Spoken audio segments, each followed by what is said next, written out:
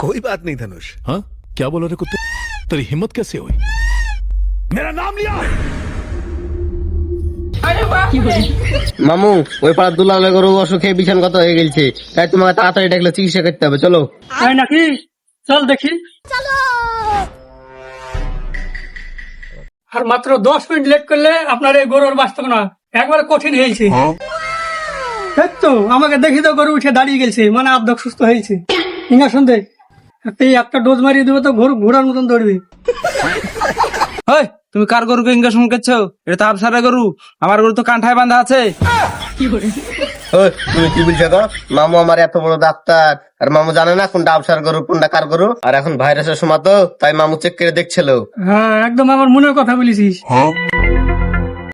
এটা আমার গরু। তুমি তো বিশাল কিপটে লোক আছো, গরুটাকে দুধ দুহে দিয়ে কি করেছ? গরুটাকে একবার শেষ করে দিয়েছে গো মামু। গরুটাকে মনে হয় একবার খাইতে দেয়, 3 বের করে দুধ দোহায়।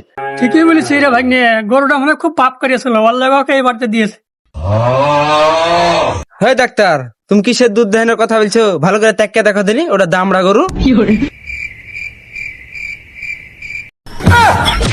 হ্যাঁ হ্যাঁ, মামু তো জানে যে এই গরুটা দামড়া। মামু তো এই গরুর কথা বলছে না, মামু তো আর মার কথা বলছে। 3 বেলা করে দুধ দোহাইছো, দিয়ে দুধ বেচি দিয়েছো, ওকে খাইতে দেও নে, ওর লেগে বাছুরটা দুর্বল হয়ে গেছে, তাই না মামু? হ্যাঁ তুই একদম ঠিক বলেছিস ভাই। এর আগে আপনি কোন ডাক্তার দেখাননি? হ্যাঁ এর আগে 5-7টা ডাক্তার দেখালছি, তো যাকে দেখালছি সেই হাত তুলি লিয়েছে, বলেছে এই গরু আর বাঁচবে না। হ্যাঁ শেষমেশ আবার আমাকে ডাকতে হলো।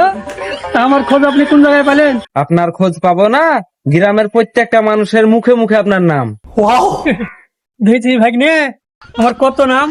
এমনি আমি আমেরিকা পাস করে আসিনি, দুবাই শেখ পর্যন্ত আমার আব্বাকে ঘুম পাড়তে যায় না। রাত 2টার দিকে ফোন করে বলে যে তোমার বেটাকে দুবাই এক্সপোর্ট করে দাও। যত ওখানে ভেড়া দুম্বা ছাগল উঠ আছে সবার মুখ পরীক্ষা করবি। থাক থাক, গট করার মতন অত ঝাড়ি মারার দরকার নাই। লোকের মুখে শুনেছি তুমি যে গরু চিকিৎসা করো সে গরু আর বাঁচে না, তার লাগি তোমাকে ডাকা। তাড়াতাড়ি চিকিৎসা করো, যে আমার গরুটাকে মেরে ফেলো।